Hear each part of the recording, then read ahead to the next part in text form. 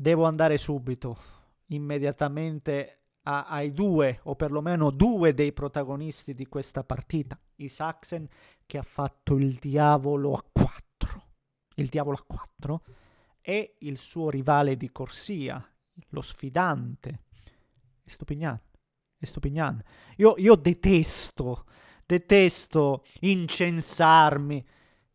Però ragazzi, io sono ancora, una parte di me è ancora bloccato, è ancora bloccata nella cameretta a disperarsi perché ci ha segnato Estupignan.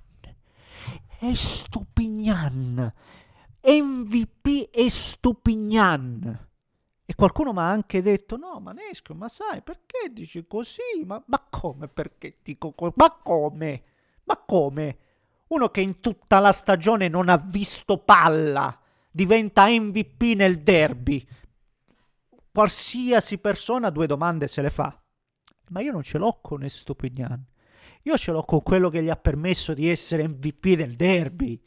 Cioè, uno che non l'ha mai puntato per tutta la partita. E qualcuno mi anche scriveva: no, ma perché critichi? Perché lo critichi? Perché guardo le partite. Non è che è difficile, basta guardare le partite. Non è uno sport nazionale che mi invento da solo. No, ti metti davanti al il televisore non di spalle ed è fatta. Ed è fatta. Isaksen, ragazzi, per tutta la gara praticamente lo ha maltrattato, lo ha bullizzato, ogni volta gli faceva girare la testa. E c'è da dire che Stupinian anche un'occasione se l'ha anche creata, andando a chiudere molto bene. Adesso non mi ricordo di chi fosse il traversone. E forse passa davanti proprio a come si chiama? A Isaksen, non mi ricordo adesso. Ma non è quello il punto. Il punto è che tu non l'hai mai puntato. Non l'hai mai puntato, ragazzi. Questo è il discorso, scusate. E poi il Milan ancora una volta, adesso andiamo sia dalla Lazio che il Milan ogni volta che deve fare lei la partita, deve imporre lei il proprio gioco, non riesce a rimanere equilibrato. Il Milan non riesce, si espone a rischi continui, l'abbiamo visto nel primo tempo, ma anche nel secondo, dove la Lazio alla fine, no, ha dovuto un po' soccombere alla ferocia, al ritmo più incessante, però alla fine ha tenuto botta. La Lazio ha fatto una grande partita oggi. E complimenti a Sarri, che soltanto lo Tito può criticare Sarri e lo può fare con telefonate assurde. Soltanto lo Tito. Mi sento di dire questo, ecco. Ne parliamo e come se lo facciamo, signori miei. Primo, come al solito, vi invito a spolliciare, a iscrivervi al canale se volete seguire i prossimi contenuti. A proposito dei prossimi contenuti, siamo qui.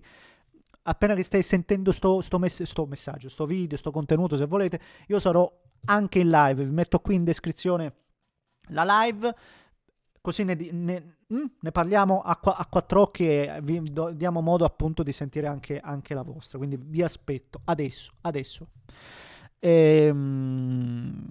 Grazie per il vostro supporto. Sì, io ribadisco, tanti interisti sfiduciati, subito già pronti è finita, abbiamo perso lo scudetto, perché chi pronto al complotto, chi invece è sfiduciato dalla squadra, chi questo...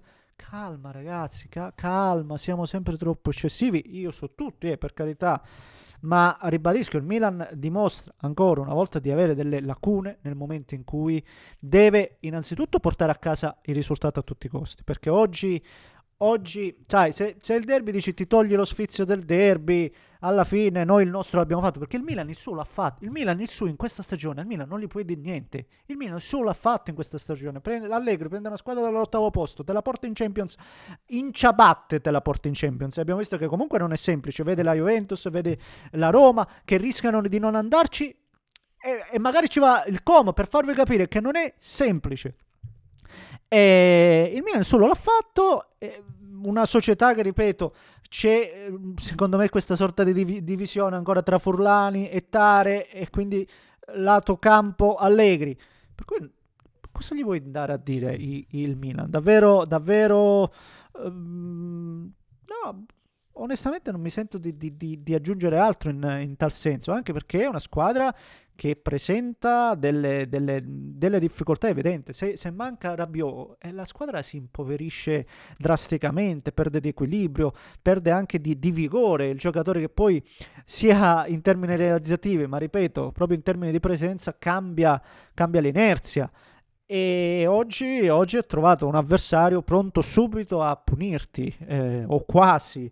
Ribadisco, Isaacsen che ha fatto il bello e il cattivo tempo su quella fascia, ma io ci metto anche la prestazione di Maldini, soprattutto nel primo tempo ho visto un giocatore anche andare a duello e vincere i duelli di fisico, quindi preparata molto bene da Sarri. Se tante volte diciamo Allegri l'ha impacchettata, come è accaduto nel caso del derby, dove se la vince completamente da solo Allegri, ribadendo con la mossa e Stupignan che è riuscito a farlo diventare migliore in campo, perché ha sfruttato quel gol che fa il Milan, cioè c'è dello studio dietro, e l'ha studiata molto bene Sarri oggi su Allegri, l'ha preparata assolutamente così, e infatti nel primo tempo poteva essere anche più ampio il risultato, mi sento di dire. Poi il Milan ci ha provato, ha intensificato nel secondo tempo. C'è da dire che andiamo anche nel discorso Leao, che esce arrabbiatissimo dopo l'ennesima prestazione Ghost. È un fantasma in campo Leao, È da un po' di tempo che è un fantasma. Quanto è colpa di Leao, quanta responsabilità ha Allegri, è una domanda che giro anche a voi, perché Allegri sicuramente è responsabile nel non farlo esprimere al meglio, perché quello non è il suo ruolo, cioè lì è totalmente sacrificato, non è il suo, gli manca il fondamentale del tiro, non riesce a sgasare, non è il suo lì non è il suo, non prendiamoci in giro. Poi potrà anche fare qualche gol perché lo metti in condizione di arrivare spesso e volentieri magari con la palla in mezzo, lui c'è e magari segna, ma non è quello il suo ruolo, dai, non prendiamoci in giro. Quindi delle responsabilità di Allegri ci sono, ma da parte sua comunque, cioè lui non incide proprio, se non segna, ripeto, non incide proprio, e oggi vederlo arrabbiato per questo cambio io non lo so. Poi qualcuno potrà anche dire ma stai perdendo, non lo toglie Leao. Leao che ho visto fino a quel momento, o meglio non l'avevo proprio visto.